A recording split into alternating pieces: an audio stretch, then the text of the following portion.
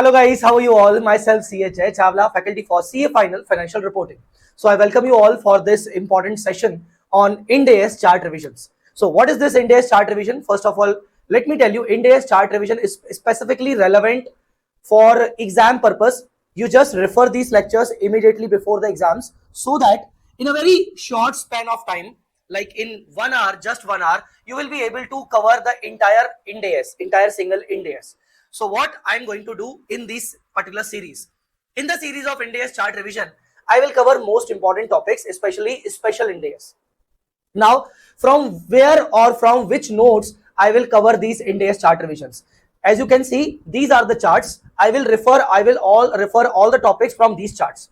If you want to purchase this chart book, this is the chart book.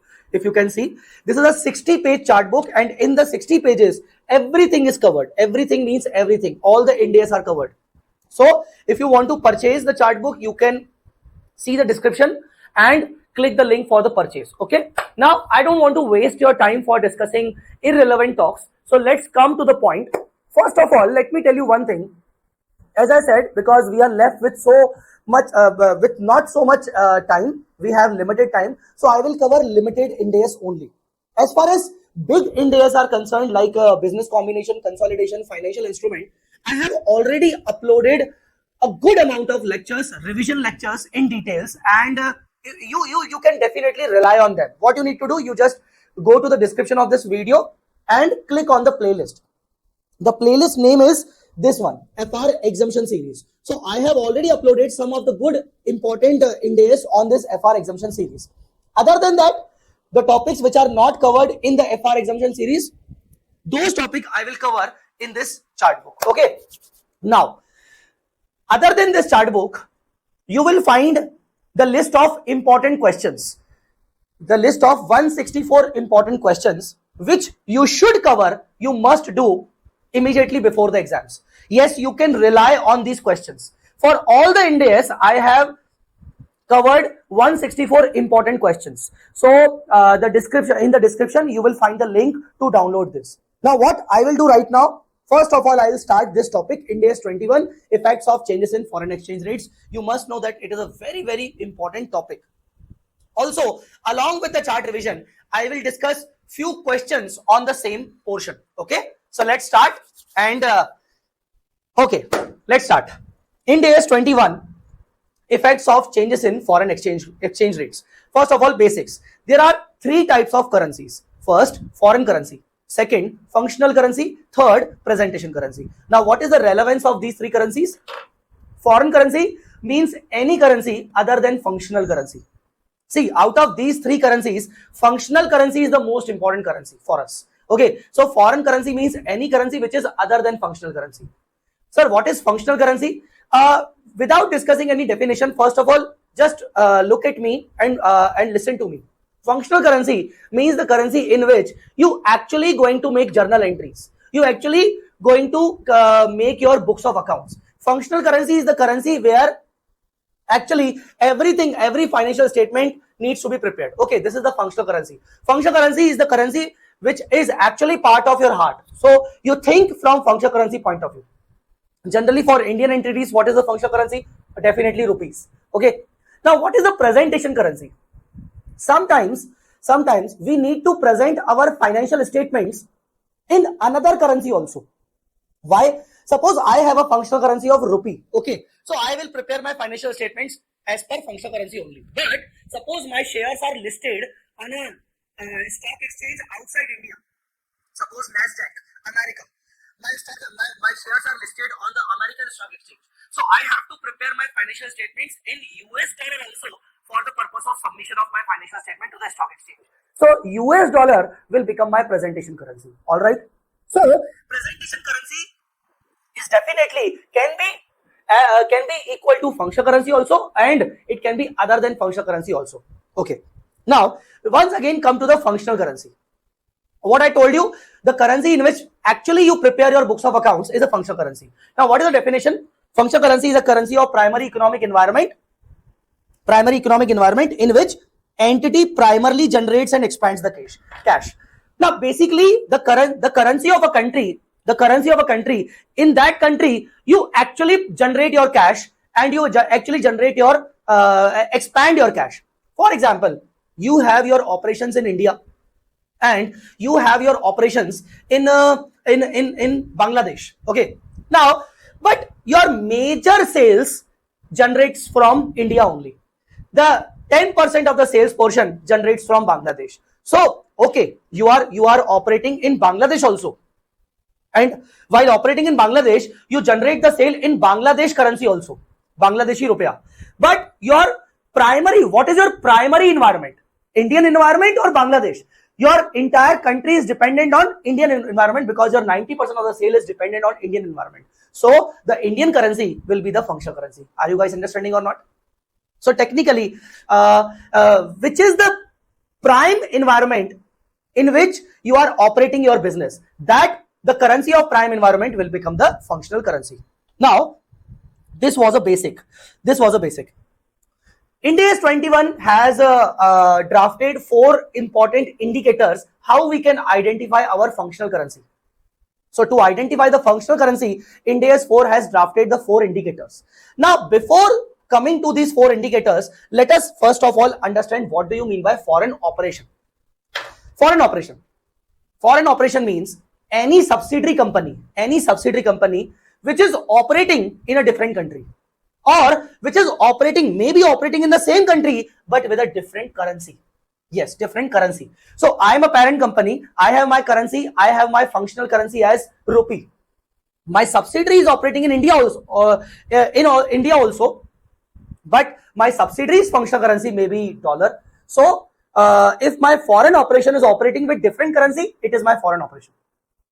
If my subsidiary is operating with a different currency, it is my foreign operation. Or in a different country, then also it is a foreign operation. Okay. INDAS 21 also talks about foreign operations treatment also, because foreign operation has different currency. We have a different currency. For the purpose of consolidation, the currency should be same. So what will be the treatment? It talks about the foreign operation also. But when we identify our own functional currency, look at to me. I am the parent company. I am here right now. I am not talking about my foreign operation, like foreign subsidiary. So if I want to identify my own functional currency, I have to see these 4 indicators. Out of which these two are, the first 2 are primary and the second and the next 2 are secondary indicators. Now, what are the indicators? These are the indicators for identifying functional currency. Currency that influence the selling price of goods and services, or whose competitive forces or regulations determine the selling price. Which is the currency I am depending upon? Or my goods and services, my sale price of goods and services is getting influenced by US currency. Because actually, I purchase the goods from US market and sell them in India. Now, for selling them in India, I have to first purchase from US market. So the purchase depends on US, and based on the purchase, I decide my selling price. Maybe. So selling price of goods and services is influenced by which currency? That currency can be your functional currency. Or which country's competitive force, competition, or which country's regulations decides your selling price of the goods and service. Like consider the example of petrol. So technically, Indian government imports the crude oil from from Arab countries. Okay, majorly the oil is imported from Arab countries, but that oil is getting sold in India in the form of petrol, other petroleum products, diesel, crude oil. So the price, the regulations of India determines the selling price of petrol and other petroleum products. So technically, even though we import it from Arab countries, we purchase it in the form of dollar, but the selling price of goods and services are actually decided by the Indian government considering regulations of India. So technically, Indian regulations determine the selling price. So my functional currency is only the Indian currency. Understood or not? So this is the first indicator you should consider for determining your functional currency. Why? Because see, determining functional currency is very important. Once you have decided your functional currency, then only you start accounting. And your functional currency could only be one only. As far as foreign currency, it can be more than one. Presentation currency more than one, but functional currency can only be one. Now the next indicator, if the functional currency cannot be decided based on the selling price of goods and service, it can be decided based on the cost price you incurred. What is the major cost of goods and services like material, labor, and direct overheads? Like what is the major cost you incur in which currency? the major cost you incurred in Indian currency, then your Indian currency can be the functional currency. The major cost of goods and services like material, labor, directly attributable cost you incur in dollars, so your dollar could be the functional currency. These are the two primary indicators. Now the secondary. Suppose you cannot decide your functional currency based on the two indicators. Now what will you do? You can go with the secondary indicators also. Currency in which funds from financing activities are generated. Funds from financing activity means loan, taking borrowings. In your entire company, you have equity capital, preference capital, loans, debt funds. The entire funding is 100 crore. Out of 100 crore, suppose I am saying that 80 crore is generated in India only, and 20 crore is generated from US market. So major funds are generated in Indian currency, 80 crore. So my functional currency is Indian currency. So out of your total funding of equity capital, preference capital, debentures, long-term loans and borrowings, the major amount of funds generated in India, so your Indian currency is functional currency. Generated from US, so your US dollar will be the functional currency. Understood or not? Next, currency in which receipts from operating activities are retained. When you sell your goods and services, when you earn something from your business, in which currency you retain your profit? Entity retains the profit in US dollar only. Because suppose entity has no faith in Indian currency or any other currency, they have faith in US currency only, because US is just the most stable currency. So if generally we save our money, we retain our profit in US currency, our US currency can be the functional currency. Guys, understood or not? Now, out of these four, you can check all these four indicators also, and entity can apply one or more indicators to identify the functional currency. Suppose first indicator is in favor of Indian, second is in favor of US currency, third and fourth are in favor of Indian. So three indicators are in favor of Indian currency, so my functional currency should be rupees. Okay, so major indicators are in favor of which currency? That currency will be your functional currency. I hope you got the point. What is our functional currency? Okay, currency in which sales price is denominated is not an indicator. See, here we actually talked about the currency which influence the sale price. The currency in which sale price are denominated is not the one. Suppose I always sell. Suppose I'm selling one cold drink all over the world in US dollar. In India also, I sell the cold drink in US dollar. In every country, I sell the cold drink in US dollar. So the sale is getting denominated in dollar. But you don't need to check the dollar. You have to check that I sell my cold drink in India, I sell my cold drink in other Asian countries also. But from which country I have a major sales? I have a major sale from India only.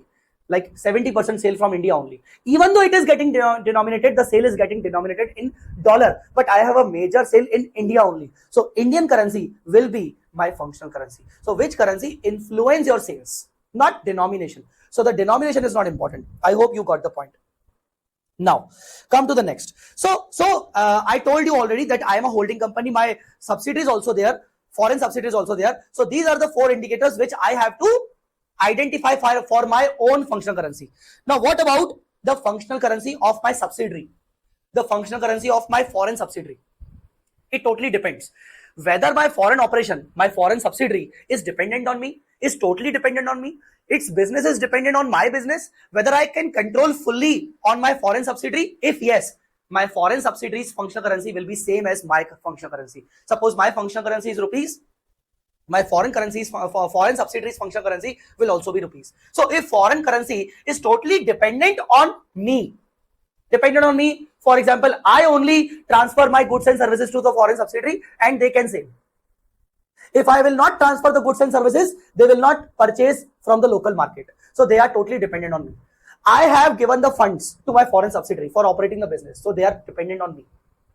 I take all type of decisions, operating decisions of my foreign subsidiary. So they are dependent on me for all the decisions. So technically, if my foreign operation is dependent on me, my foreign operations functional currency would be same as the functional currency of me. Okay. But if my foreign operation is independent, they have their local purchases. They do not purchase the goods and service from me. Okay. They have their own funding. They borrow the money from local market only. They have their own decision making. So if the foreign operation is not dependent on me totally, or majorly they are doing their business by their own decision making, That means it is an independent foreign operation, and as far as independent foreign operation, they may have a different functional currency from parent currency. So I have a functional currency as a rupee. I am a parent company. I have a rupee as a functional currency. But my foreign subsidiary, which is an independent, it may have a different functional currency depending upon the indicators. Guys, understood or not? So for foreign subsidiaries, functional currency can be same as parent's functional currency or may not be same as parent's functional currency. It depends on whether it has dependency or not. Okay, I hope you got the point. So these were the three important basic points which everybody should know about INDAS 21. Now let us come to the foreign currency transactions. Now, first of all, before starting this, just look at this. What is the scope of INDAS 21? INDAS 21 overall talks about these four treatments. The first is foreign currency transactions. The second in foreign operations financial statement. What is the relevance of first one? Foreign currency transaction. You purchase, you sell, you take a loan, you make the investment in foreign currency. Of course, if you are doing all these in foreign currency, you will not record all these things in foreign currency only. For the recording purpose, you need to translate these items into functional currency. So the first one is this. How to develop FCT. Under FCT, you have to understand foreign to functional. Basically the translation. How to translate the foreign currency transaction to functional currency. This is the first relevance. Second, you have your foreign subsidiary.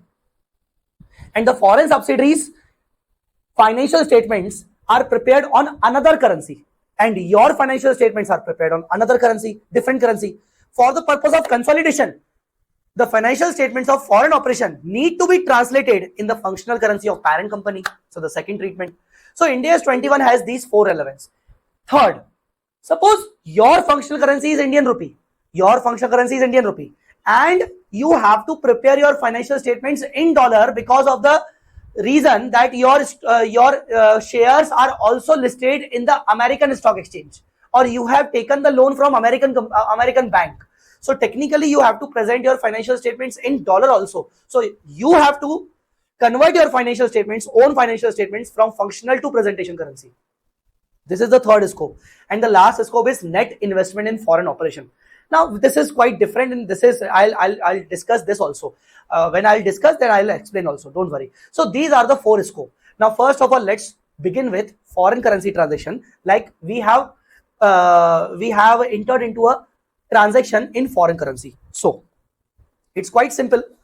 We have entered into a transaction with foreign currency. All the transactions other than net investment in foreign operation. See, out of the scope, the fourth one was net investment in foreign operation. So please do not think about this. I'll discuss it separately. So simple. All the transactions mean all the transactions means sales, purchases, loans, investments, and all transactions. Okay. So first of all, when you enter into the transaction for the first time, suppose today, the 24th of March, I entered into the transaction on 24th of March into the sale purchase transaction. What to do? Initial recognition. I will enter into a foreign. I entered into a foreign currency transaction on 24th March. Initial recognition. I record the transaction at the spot rate. Now, what is the spot rate? Spot rate is the exchange rate prevailing on 24 March. So as soon as I entered into a transaction on any date, the exchange rate on such date will be taken for the purpose of translation of all the foreign currency transactions. So whenever you record the transaction first time, translate it at spot rate. Understood? Now,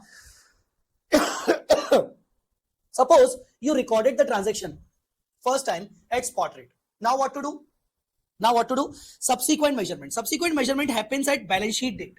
Subsequent measurement happens at balance sheet date. Now why? Suppose I entered into a transaction, foreign currency transaction, and I recorded the transaction as like debtors. Suppose foreign debtors to sales. Foreign debtors to sales. And suppose these foreign debtors are appearing on my balance sheet also. Foreign debtors are appearing on my balance sheet also. So based on all these transactions, I have to check that on balance sheet date, is there any foreign currency balance which is right now unsettled? Is there any asset or liability which is still originally as a foreign currency balance out of this transaction? So whenever I record this transaction first time, I have to take spot rate. But on balance sheet date, I have to check that on my balance sheet, in my balance sheet, is there any foreign currency balance? Okay, I translated this foreign debtors in Indian currency, but originally it is to be settled in foreign currency, na? So foreign debtors become the foreign currency balance. So on subsequent measurement, see, if you look at the things, suppose 24 of March, okay, it is initial recognition. It is initial recognition. $10,000. So foreign debtors to sales, $10,000 multiplied by, suppose spot rate was $1 into 80. So multiplied by 80. Multiplied by 80. Simple. But on balance sheet date, 31st of March, my debtors are appearing. My debtors are appearing. Originally, they are to be settled at 10,000. I will get $10,000 from my debtor, and it is being shown at 8 lakhs. 10,000 into 80. 10,000 into 80. 8 lakhs. Okay. But now on 31st March, suppose the debtors are not yet settled. So debtor will become my foreign currency balance. Are you guys understood? So debtor will become my foreign currency balance. Other than that, suppose instead of debtors, now I have entered into one more transaction on 25th of March. 25th of March. Suppose I purchased PPE, property, plant and equipment, in $25,000. I purchased PPE in $25,000 on 25 March. So definitely on 25 March, my $1 barabar is equal to 80.25. Let us say 80.25. So here also my PP is getting recorded, which is originally of $25,000. It is to be recorded at 25,000 into 80.25. 25,000 into 80.25. So it is technically 20,06,250. So is there any foreign currency balance? Yes, the PP also is originally at foreign currency balance. So debtor is my foreign currency balance, PP is my foreign currency balance. So what to do? Technically on balance sheet date, we need to check from our balance sheet, is there any foreign currency balances? So we are dividing all these foreign currency balances into two parts. The first, foreign currency monetary items. Now what is foreign currency monetary item? What is foreign currency monetary item? Foreign currency monetary item is basically known as debtor.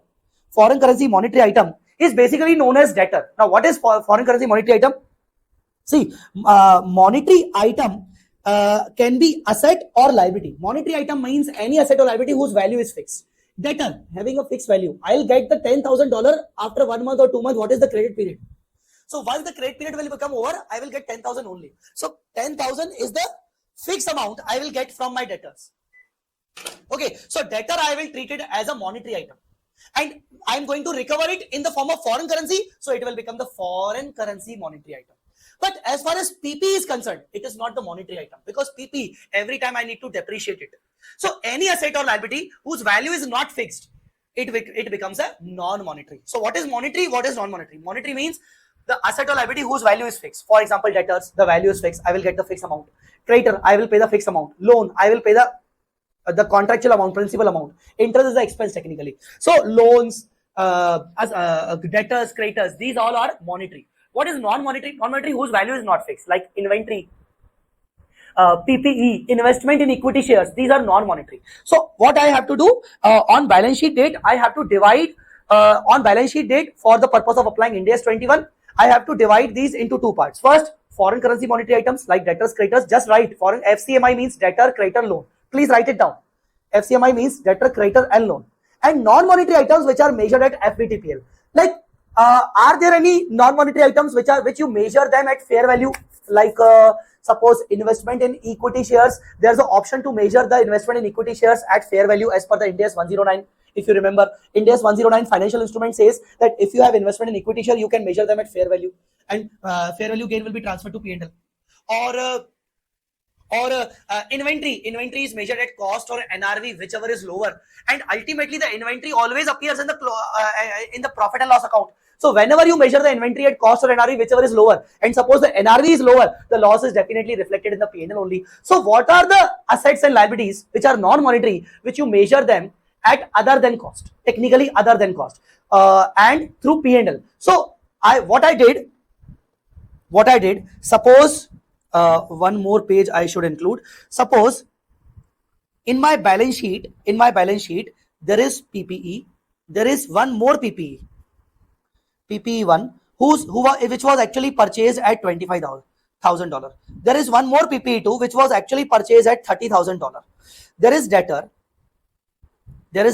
which was actually $10,000. Other than that, there's an inventory. There's an inventory which was actually purchased at $12,000. Hana? And there is one more debtor 1. There is one more debtor 2, which is originally in rupee. Now, out of these all, this is not to be considered in INDAS 21 because it is originally in rupee. It has no relevance. This is not a foreign currency transaction technically. Okay, leave it. Now, as far as PP1 is concerned, PP are non-monetary. It is non-monetary. Debtor, these are monetary. Inventory, it is non-monetary. Okay, fine. Now, suppose PP1, I measure at cost model. PP1, I measure at cost model. What is cost model? INDAS 16. INDAS 16 gives you the option either follow cost model or revaluation model. Suppose PP2, it is revaluation model. Suppose it is under revaluation model. And inventory, we all know that inventory is measured at cost or NRV, whichever is lower. So technically today the NRV is lower. So I measured it at NRV. So please try to understand the first category was foreign currency monetary items, matlab debtors, and non-monetary items which are measured at FVTPL. Now, if you think that PP, which is measured at cost model, even though it has foreign currency balance, no, leave it, ignore it. So those non-monetary items which you measure at cost only, ignore them. Now what remains? Debtors, PP2 and inventory. Out of them, debtors are definitely monetary items, so they come under this category, FCMI. Okay. Inventory, these are non-monetary items and measured at NRV. By measuring at NRV, the loss will be definitely reflected in P&L. So also inventory and debtors come in the same category like this. Inventory and debtors come in the same category. FCMI is a debtor and non-monetary item which is measured at profit and loss, measured through profit and loss. It is also the inventory which is come in the same category. But what about sir PP2? Now PP2 is a non-monetary item which is originally at $30,000. Matlab you purchase the PP from foreign currency at $30,000 and you make a revaluation. As per INDAS 16 says whenever you do revaluation, the upward revaluation will always goes to OCI. You remember, always goes to OCI. So this is the second category. Now read the second category. The second category is non-monetary item, matlab PP, measured at fair value, matlab revaluation, through OCI or through other than P&L, matlab PP revalued upward. So technically, I have three assets. See, I have three assets, the debtors and inventory and the PP2. But out of three assets, debtors and inventories fall under this category. And PP2 fall under this category. I'm dividing them into two parts. As far as debtor is concerned, as far as inventory is concerned, on balance sheet date, I will revalue them at the closing rate. Now, what is the closing rate? Technically, when I recorded the debtor, it was 80 rupees on 24 March. Now, again, the debtor will be revalued as per the balance sheet date. Suppose on balance sheet date, the $1 becomes 81. So, I have to revalue my debtor at 81. I have to revalue my inventory at 81. I have to revalue my PP at 81. Yes, closing exchange rate. See this. Foreign currency monetary item, non-monetary item measured at fair value, closing rate. Apply closing rate or exchange rate on the date of measurement. Whenever you measure it, apply the rate. And whatever the exchange gain or loss, you transfer it to P&L. Why P&L? Because it's your foreign currency monetary item. Debtors, they always reflect through P&L. And non-monetary item remeasured through P&L. So always transfer to the exchange gain or loss, always transfer to P&L. But as far as your non-monetary item which are remeasured at fair value through OCI, again apply the exchange rate on the date of measurement, like same balance sheet date. If you get any exchange gain or loss, transfer the exchange gain or loss to OCI. So when I remeasure my PP2, because it is non-monetary and it is getting revalued as per INDAS 16, the revaluation gain will be transferred to OCI. So its exchange gain also or exchange loss also will be transferred to OCI only. Now for this, I have a very good question. The question number 90 in my important question list. important question list, question number 90. Let me show you one good question. Let me show you one good question. See, it is a question number 90. Now, if you want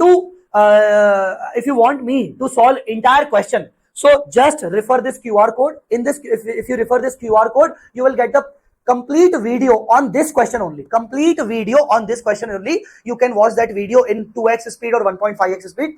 But let me show you one thing. In this question, we recorded the machine at 60 rupees first of all. So it was an initial recognition spot rate. What was it? It was an initial recognition. It was an initial recognition, 60 rupees. Okay. Then we recorded the trade payable. Sorry, it is not a trade receivable. It is a trade payable. We recorded the trade payables also. So we recorded machinery. We recorded trade payables. Okay. Now, after that, on balance sheet date, see, on the balance sheet date, what we did, this trade payable, this trade payable is foreign currency monetary item, and this machinery is the non-monetary item. And the machinery is under revaluation model, so it is other than cost. Other than, it is revalued.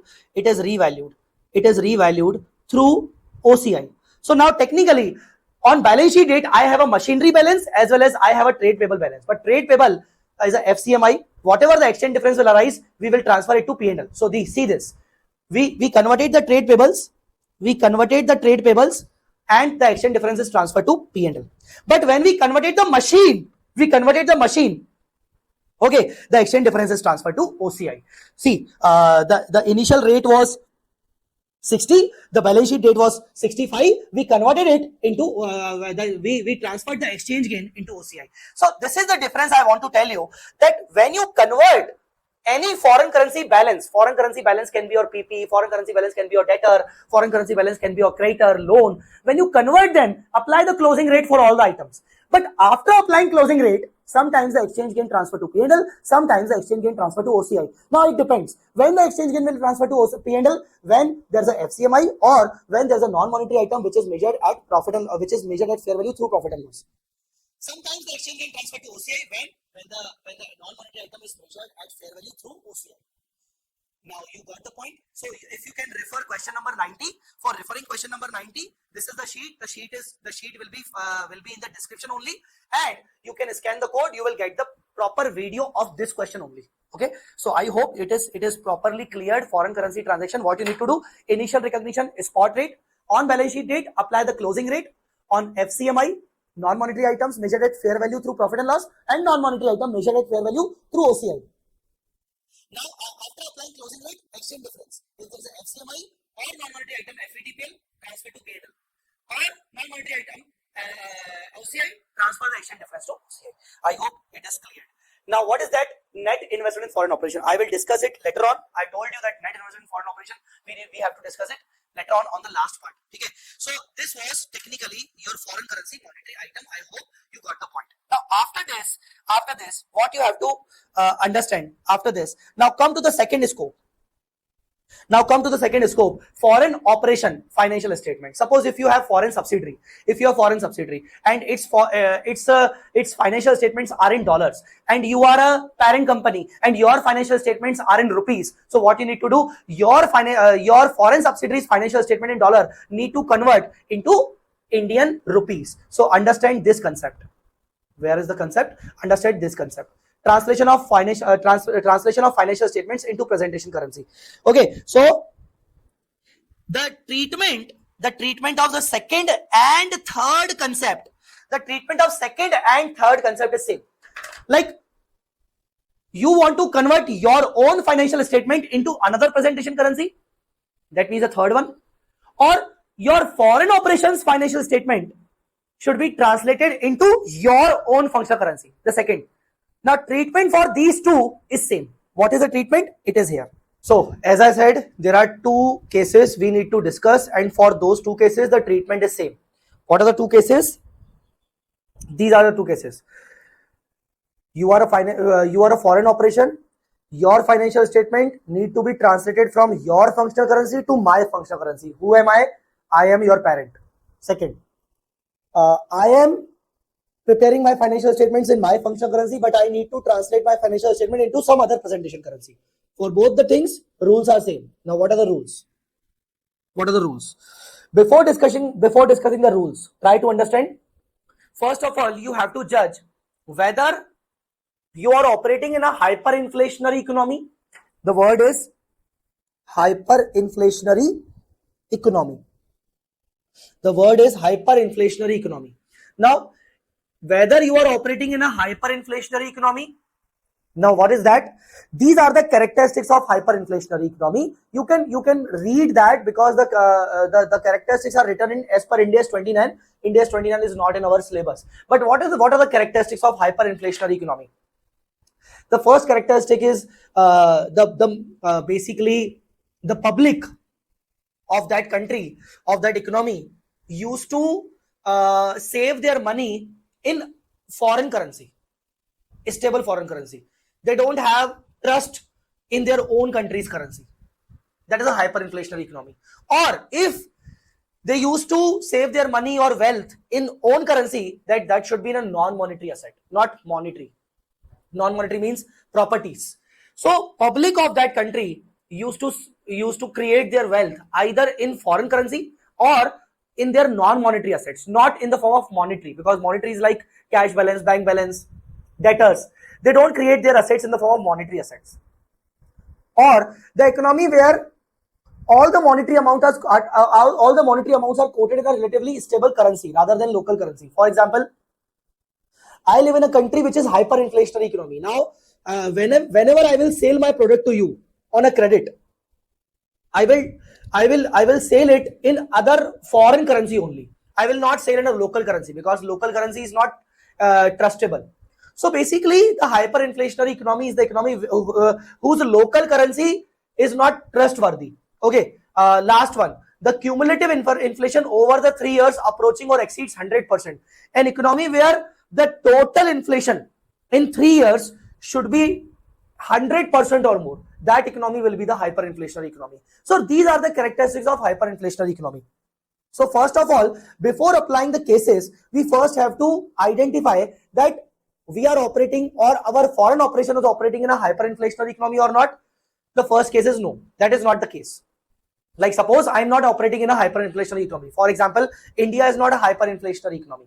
So the case number one, functional currency is not the currency of hyperinflationary economy. My functional currency is the currency of Indian economy. Indian economy is not the hyperinflationary economy. What rules I have to follow? Okay, what rules I have to follow? All my assets and liabilities I have to convert in closing exchange rate. All assets and liabilities. It is not like this one. It is not like this one. That on a balance sheet date, non-monetary, monetary. No, not like that.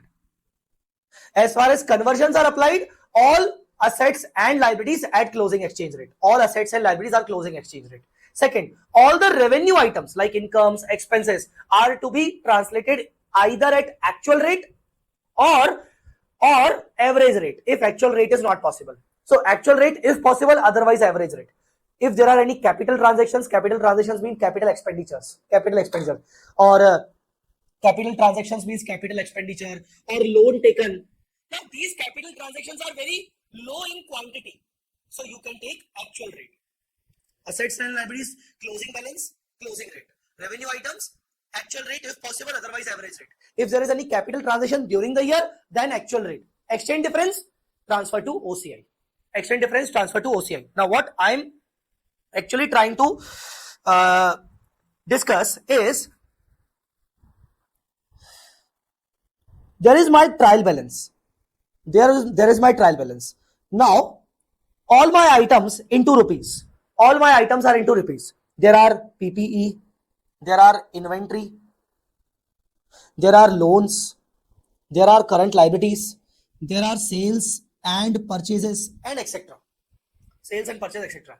So now this PP, inventory, loan, current asset, current liabilities, all these are to be translated into closing rate. All the revenue items are to be translated into average rate, actual if possible, otherwise average.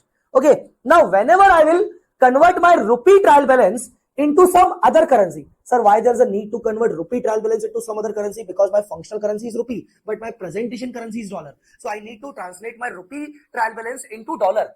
So closing exchange rate between rupee and dollar, average rate between rupee and dollar is required. So whenever I'll do this, my trial balance has to be now re-prepared at dollar. So definitely there is exchange difference. Now exchange difference, whatever exchange difference will arise, the rule is I have to transfer the exchange difference to OCI, not in P&L. Not in P&L. OCI. Guys, are you understanding or not? So exchange difference will be transferred to OCI. Clear? So this is the basic rule. Now, another case. Now this is, suppose this is the trial balance of my FO. This is the trial balance of my FO, and my FO is having its functional currency of dollar. It's a trial balance of FO, and my FO is having a functional currency of dollar. Now what I need to do? I have to convert this dollar. I have to convert this dollar into functional currency of parent company. Suppose rupee. Same rule will be applicable. All assets, liabilities, closing rate. All incomes, expenses, average rate. Exchange difference transfer to OCI. Exchange difference transfer to OCI. Guys, are you understanding or not? I will transfer the exchange difference to OCI. Sir, what about this OCI? Like the exchange difference will always be capped in OCI only? See, whenever I will dispose of my foreign operation, I will sell my foreign operation. Whenever I will end my foreign operation, now I have to reclassify this OCI into P&L if I will dispose of my foreign operation. So what should I write? Reclassified to P&L in case of disposal of foreign operation. In case of disposal of foreign operation, I have to reclassify it to P&L. Guys, are you understanding? So that was the rule. Case 1. What was the case 1? Our functional currency is not the currency of hyperinflationary economy. Now case 2. Case 2 is not at all relevant. It is not at all important for the exam, because technically hyperinflationary is relating to INDAS 29. INDAS 29 is not in our syllabus. So if our functional currency is a currency of hyperinflationary economy, now we need to convert our functional currency, convert our financial statements from functional currency to some other presentation currency. And our functional currency is a currency of hyperinflationary economy. First of all, we need to apply INDAS 29, which is not in our syllabus. So it is not a actually big issue. This is not important for the exam. So convert our financial statement as per the inflation. Applying the inflation effect on our financial statement first, and then apply closing rate on all the items. Now, if you apply closing rate on all the items, it is actually like there will be no exchange difference. Hence, no exchange difference. So no exchange difference will be there. Are you getting my point? So this is not important. Now I hope you got the understanding of this one. Okay. Now the second is the next issue is foreign operation. See, we understood the basic rules about foreign operation. Foreign operation financial statements need to be translated into functional currency of parent company. Apply these rules. So now let's come to foreign operation. Now when we talk about foreign operation, the first thing we already talked about foreign operation is that you have the trial balance of foreign operation, convert all the assets and liabilities in closing rate, revenue items at average rate, and transfer the exchange difference to OCI. Now there are so many other important points also for the foreign operation only. As far as the foreign operation is concerned, you must remember, as per the business combination INDAS 103, whenever we consolidate our subsidiary, there's a goodwill. You remember goodwill? So as soon as in case of foreign subsidiary also, the goodwill may arise. So whatever the goodwill may arise, what you need to understand and what you need to keep thinking that always calculate goodwill and NCI first as per the foreign currency only, like in the currency of foreign operation only. Suppose foreign operation, that means foreign subsidiary, has dollar as the currency. Now first I will calculate the goodwill NCI in the dollar only, and then such goodwill and NCI will be translated into Indian currency using closing exchange rate. So see, what is the step number 1? Consolidation of foreign subsidiary with parent and translation thereof. So calculate the goodwill and GBP. GBP means gain from bargain purchase. Either you will get goodwill or gain from bargain purchase. And also calculate the NCI and make all the working in functional currency of foreign operation. Now functional currency of foreign operation means you calculate the goodwill, you calculate the NCI in the currency of subsidiary only. Okay, you calculated it. Now convert. Translation of all assets. All assets means machine, building, debtors, goodwill, all assets and all liabilities of that foreign operation into presentation currency at closing exchange rate. So first calculate the goodwill, calculate the NCI, calculate the gain from bargain purchase in the currency of that foreign subsidiary. Now convert all of them, all the assets, all the liabilities, including goodwill, including NCI into the closing exchange rate. Convert all the revenue items at average rate. Now understood or not? Okay. Now what you will get? You will get the exchange difference. Now once you will get the exchange difference, suppose you got the exchange difference of 500 rupees. And suppose your foreign subsidiary, your investment in foreign subsidiary is 80%. The rest 20% is NCI. So whatever the exchange difference you will get, rupees 500. Now divide this exchange difference into two parts. 80% it's your share and 20% it's NCI's share. So let us assume that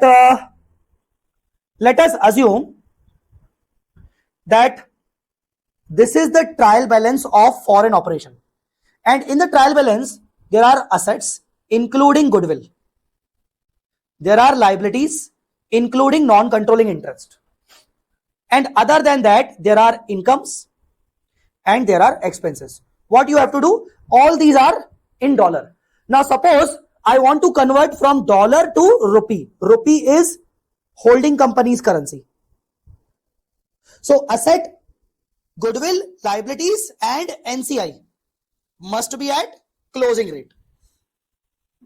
Income, expenses must be at average rate. Are you guys understanding or not? Then after the translation, all the figures must be in rupee, but definitely your trial balance may not be tallied. So whatever the exchange difference came, suppose 500. So divide that exchange difference of 500, inner column 500, divide that exchange difference of 500 into two parts, 80% and 20%. What is 80%? 80% is the share of holding company in foreign subsidiary. That means 80% is the investment part and 20% belongs to NCI. So 500 into 20%, that is 100 rupees. So what I will do? Under NCI, I will add the 100 rupees of exchange difference. And the rest, 400 rupees belongs to consolidated profit and loss. So 400 belongs to consolidated profit and loss. So whatever the exchange difference arises, that exchange difference will be divided into two parts. The consolidated profit and loss. It should be consolidated OCI. Sorry, not profit and loss. It should be consolidated OCI and 100 goes to NCI. It is the rule. Understood? So cumulative translation difference, consolidate OCI, parents proportionate share and NCI share. Are you guys understanding or not? This is it. So this is basically the entire funda of translating the foreign operation. Now we have two good questions on foreign operations. Question number 94 and question number 95 in our important question list. Now look at question number 95 first. See, this is the question number 95. Again, you can get the full discussion on this question by this QR code. So now, if you can see directly, I'm covering the solution part. If you can see, we calculated the goodwill. We calculate the goodwill 1.4 billion, and after calculating goodwill of 1.4 billion, what we did? We converted into closing exchange rate. Now we have two rates. One is 82 euro on 30th September and on 31st March, that is closing exchange rate, there was a rate of 84. So what we did, 1.4 goodwill has been converted at closing exchange rate 84. Simple. So what is the rule? The rule is simple, that calculate the goodwill and NCI in the currency of foreign subsidiary only and then convert them into presentation currency of holding company. Okay, using the closing exchange rate. Are you guys understanding? So this is the question number 95. You must do that question. Okay, now there is one question number 94 that is also very important. I am showing you. Question number 94. Now see, again, you will get the QR code for the entire discussion. Now see, this is the trial balance of a foreign operation. So foreign operation has a PPE, receivables, issued capital, retained earning, profit for the year, account payable, accrued liabilities, all in USD. Now I need to convert the entire USD currency based trial balance into the local dollar. L means local currency of holding company. And in these things, these two figures are pre-populated. Matlab, I don't need to convert issued capital and opening retained earning because they are already converted in the question. Now what I need to do? See, in the question, what are the rates? See, these are the rates. Rate at the beginning, average, rate at the end. So at the end means closing rate. So what you will do? PPE 1.13, receivable 1.13, account payable 1.13, accrued liability 1.13. And what is the average rate? 1.175. So what is profit for the year? Profit for the year to be retranslated at 1.175. Why? Now why I applied 1.13? Because all the assets and liabilities need to be converted into closing rate. And why I applied 1.175? Because it is the average rate, and average rate need to be applied on the revenue item, that is income and expense. In totality, there's a profit. So on the profit figure, you apply this. On the other figure, you apply 1.13. Then after applying all these, you will get the exchange difference. See, you will get the exchange difference, 24,000.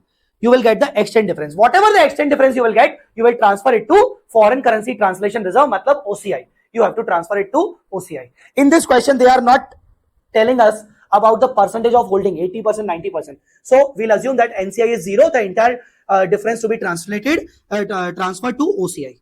Are you guys understanding? Simple. But in detail, I have already explained this question in detail. In detail means full question by solving it through this QR code. Okay. Now come back again. Disposal of foreign operation. I told you that the exchange difference, you need to keep it in OCI, your own share. And as far as the share of NCI, you transfer the portion of NCI share into the NCI only. Now, what will happen when you dispose of the foreign operation? When you will dispose of the foreign operation? Disposal means sale. Disposal means sale. Sale of foreign subsidiary. You were having 80% share in the foreign subsidiary. You sold your 80% share in the foreign subsidiary. You were having 80% share in the foreign subsidiary, but you disposed of only 20%. So there are so many cases now that out of 80% you sold 20%, rest you have 60% still. Out of 80% you sold entire 80%. So there can be two different cases: without loss of control, with loss of control. Without loss of control means I have 80% share in foreign subsidiary. I just sold 10%, 20%. But after selling 20%, still I have 60%. And 60% means more than 50%. That means still I have the control. Still I have the control with the 60%. So you are disposing of the partial investment of your subsidiary without losing the control. After disposing 20%, you still have 60% without losing the control. The next. You are having 80% share in the subsidiary and you are selling entire 80%, or you are selling 70%. Now you have only 10%. So technically you are selling the subsidiary with losing the control. What will happen in that case? Simple. Suppose if you are losing the control, the entire exchange difference which was earlier accumulated in parent's OCI will be reclassified to P&L, because finally the foreign operation has been disposed of. If the foreign operation has been disposed of with loss of control, the entire accumulated exchange difference which is appearing in the OCI of parent will be reclassified to profit and loss. See, here also I told you that first you have to classify it OCI, then reclassify to P&L in case of disposal of foreign operation, loss of control. Here I can write loss of control. Okay, so now what is written here? Parent share of CTD. CTD means cumulative translation difference. Appearing in notes OCI shall be transferred to consolidated P&L. Now, since you have lost the control in a subsidiary, definitely you have to de-recognize the net assets of subsidiary, de-recognize the NCI of subsidiary, de-recognize everything. So, sir, what about the exchange difference pertaining to NCI? See, you have to de-recognize the entire NCI. So, by de-recognizing the entire NCI, the exchange difference pertaining to NCI will also be de-recognized. Okay, so the exchange difference which is appearing in holding company's OCI to be reclassified to P&L. Exchange difference pertaining to NCI will be de-recognized in the form of de-recognition of NCI. What to do with the NCI's cumulative translation difference share? Since NCI is to be fully derecognized, therefore CTD, which is already included in NCI, shall also be derecognized. I hope you got the point. But suppose you are disposing of your investment, part of the investment in subsidiary, and such disposal is without loss of control. That means out of 80%, you sold 20% only. Still you have 60%. Now what you will do? Suppose you have your accumulated OCI share of 400 rupees as per 80%. As per 80% share. Now, out of 80% share, you sold 20%. So what you will do? 400, if it is for 80%, how much should be for 20%? 400 divided by 80 into 20. It should be 100. So now what you will do? You will not reclassify the entire 400. Out of 400, you still has 60% share na. So out of 400, you just transfer 100 rupees. What you will do? Parents share of CTD. CTD means cumulative translation difference. That means 400. Already shown in OCI. Shall be proportionately transferred to NCI. Sir, NCI? Matlab, what is the journal entry? OCI account debit to NCI. So whatever the difference accumulated in your OCI, transfer 100 rupees from OCI to non-controlling interest. Sir, why we are doing so? Technically, earlier you were having 80% share, but now you sold your 20% part. That means the NCI will get increased by 20%. See, earlier what was the old position? Old position was 80 and 20. Now what is the new position? 60 and 40. So the NCI will be increased now. So what you have to do? You have to reclassify 100 rupees from OCI to non-controlling interest. In which case, in the case when you don't lose the control. Without losing the control, transfer the proportionate OCI balance to NCI. I hope you got the point. Understood? I hope you got the point. I will give you the entire summary of exchange difference at the end of this session. Don't worry. Okay. So now everything we understood. Now only two things are remained. One is change in functional currency and one is net investment in foreign operation. Let us come to the change in functional currency. It is not so much important. See, I already told you that out of the three currencies, foreign can be more than one. Presentation currency can also more than one. But about functional currency, it is only one. Okay. And it is not a matter of choice. It is a matter of the primary economic environment in which your entity is getting operated. So functional currency can only be one. Now the question arises whether we can change our functional currency after so many years. Suppose our primary economic environment has been changed or our indicators are now getting changed. Earlier we decided that our functional currency is rupee. Now as per the indicators, now our functional currency is getting changed from rupee to dollar. Can we change it? Yes, we can change it. Change in functional currency. So whenever you change your functional currency, suppose my old functional currency was rupee. Now my new functional currency is dollar. What I have to do? I have to translate my entire trial balance, which is in rupees, which contains assets, liabilities, incomes, expenses, equity, capital, all the items which are currently in rupees, convert them into dollar. Translate all assets, liabilities, equity, expense, incomes into new functional currency based on the exchange rate on the date of change. Whenever you want to change your functional currency from rupee to dollar, dollar to rupee, and whatever, on the date of change, whatever the exchange rate is there, translate all the items at one single rate. So when you are translating all the items at one single rate, there is no question of exchange difference. No exchange difference will arise since all the items are translated into same rate. Okay. Now, change in functional currency shall always be lead to prospective effect. Prospective means you don't need to change you don't need to make the retrospective adjustment. But change in functional currency may result into change in presentation currency also. So whenever you are changing your functional currency, it is prospective effect.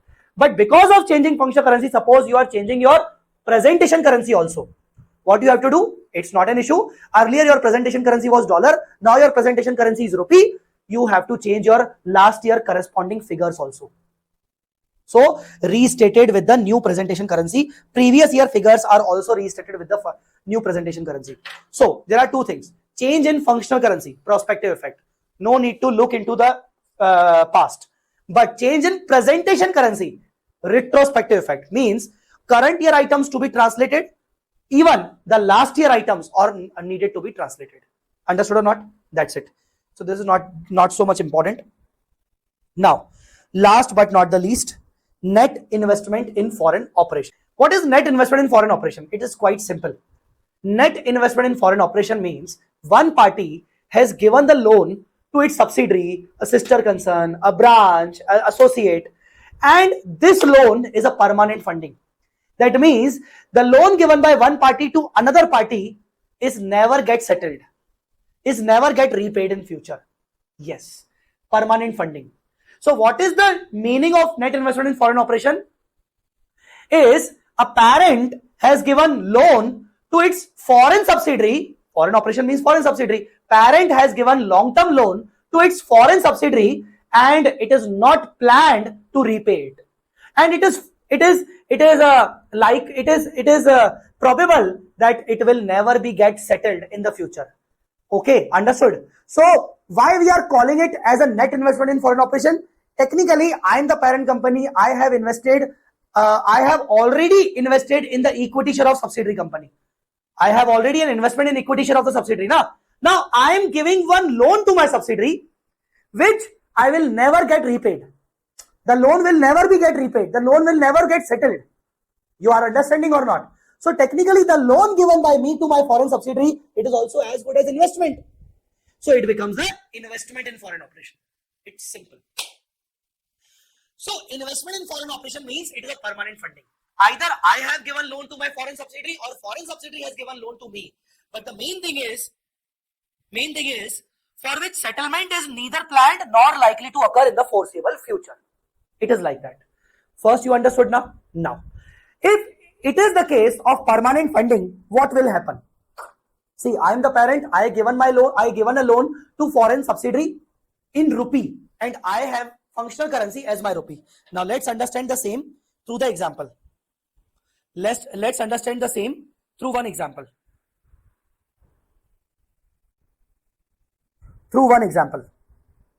Okay. Suppose there is one holding company, there is one subsidiary company, and this is foreign subsidiary. Holding company has rupee as a functional currency, subsidiary has dollar as a functional currency. Okay. Now, holding has given a long-term loan. It is called net investment in FO.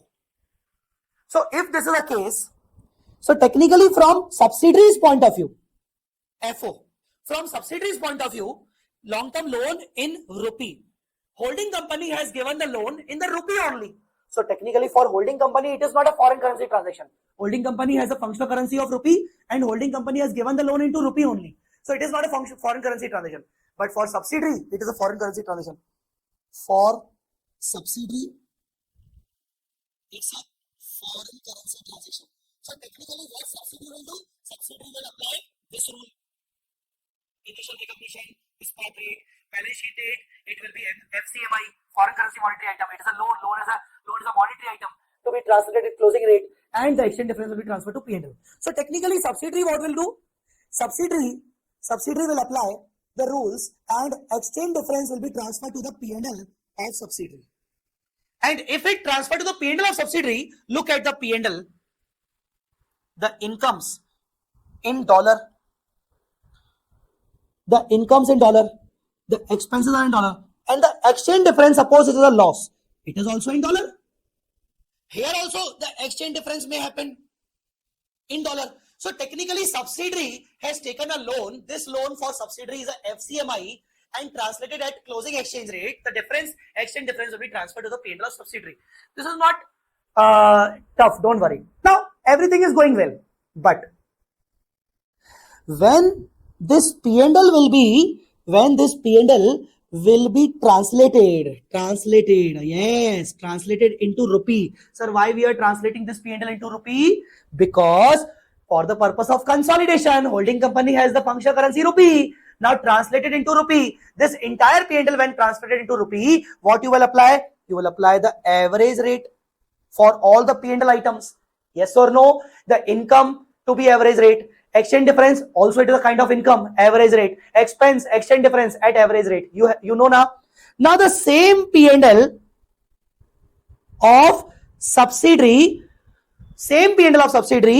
income will be translated in rupee, expenses translated in rupee, even the exchange difference will be translated in rupee. But the exception is the income of P&L will be retained in the P&L only. The expense of the P&L retained in P&L only. The exchange difference which is appearing in the P&L of foreign operation, now the same exchange difference after getting translated, it is not to be shown in the P&L of subsidiary or P&L of the group. Why? Because this exchange difference is an unrealized profit or unrealized loss. It is not actually the realized one. Why? From group point of view, it is never be settled. The loan will never become settled. Think from group point of view. From group point of view, the loan will never get settled. It is a net investment in foreign operation. What is the meaning of net investment in foreign operation? Permanent funding. Since the loan will never get settled, in that case, the exchange difference will become unrealized gain or loss. And INDAS says that from group point of view, this exchange difference after translation will not be transferred to P&L, will be transferred to the OCI. So the exchange difference here you will write. Exchange difference here you will write in the OCI. This is only the rule. So what is the rule? See, the exchange under the SFS means the individual financial statements of subsidiary. The exchange difference will be kept under P&L only. But from group point of view, under the group, the same exchange difference will be when you will translate it based on average rate, then you will keep it under the OCI. Exchange difference on translation to function to parent transfer to OCI until the disposal of foreign operation. Now this exchange difference will be kept under OCI until you are selling your foreign operation, until the disposal of foreign operation, or until the loan becomes repayable. Guys, that is a simple thing. So overall, this was the treatment of net investment in foreign operation. Now let me tell you one thing. What I am doing you, the entire INDAS 21 is over. But this is, look at this. I have already written one summary of all exchange differences. See, in entire INDAS 21, there are so many type of exchange differences in the so many cases. So what I did, I divided all the type of exchange differences into 4 parts.